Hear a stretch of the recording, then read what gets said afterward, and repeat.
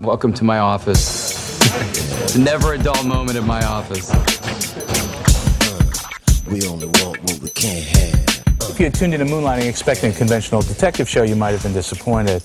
I think if you tune into our show thinking, oh, it's one of those, a guy dies and they transplant his brain into another body shows, you'll also be disappointed. The show refuses to define itself in any one way. People are playing very serious scenes, they're playing very funny scenes, sometimes they're singing, sometimes they're dancing, sometimes they're killing people. I mean, we're sort of all over the map tonally. So I hope that's part of what they respond to. My character's the $3 billion man instead of $6 million, so it's chump change, you know. He has this new life. It's really exciting. He's young again, he's fit. My workout regimen is average about 2 hours. You know, two to 2.5 hours a day, because you got to do some cardio, you know, running or whatever, Stairmaster, lift weights, do some abs, you know, crunches and all that kind of things. And that's challenging, but I think, you know, so it's definitely, it's a lot of work to maintain that. He's in good shape, but he's got to blend in because he's going out. It's like a super spy. It's interesting to see this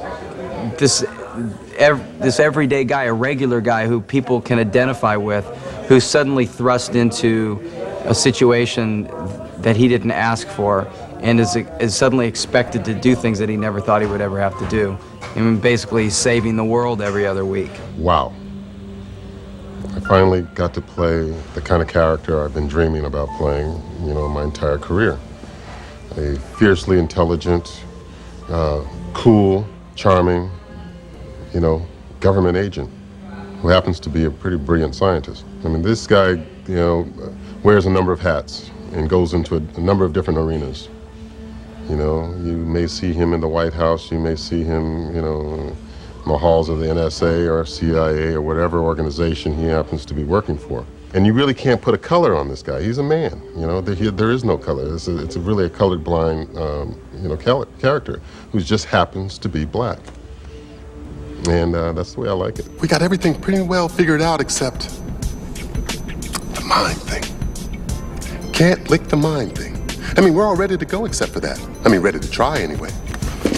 Build a man with the speed of Michael Jordan, the strength of Superman, and the grace of Fred Astaire. Okay, we got a brain. Let's get this brain back. Let's hook it up to some machines, revive it, keep it alive, and then research the guy. What kind of guy do we have? What kind of brain do we have? And I think what it is we found is that this is a decent man. Deep, deep down, I just can't make myself believe that he's gone.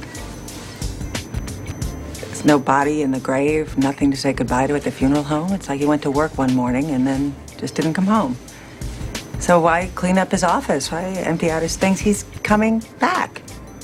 She was in shock. And she's in disbelief. She seems to say right off the bat that there was no, you know, body in the grave. His death was very unexpected and you know, rips the floor right from underneath you, and she's left on her own. Lisa didn't have to go into offices. She didn't have to deal with bureaucrats. She didn't have to. She had to do the supermarket. She had to do the PTA, but she didn't have to go into the business world at all, and she certainly didn't have to fight with the big boys to get what she wanted. So this is all very, very new for her. It's more his yearning back for her and his yearning back for the world that he had with his daughter. And this is the only, his daughter and his wife, this is the only second chance at life he's gonna get. So we've seen Lisa, we will see her yearning for order and money and growing in her independence, but every time this guy comes again into her life, she lets herself get swept away.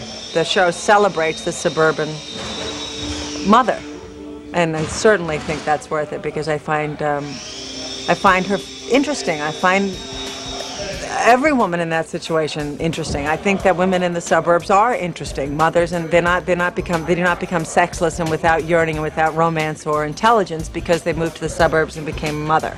I think every teenager goes through that awkward age of rebelling against parents and not wanting anything from them except money and a place to go to and a new car. It's realistic as opposed to a lot of the other shows. They treat me as a peer.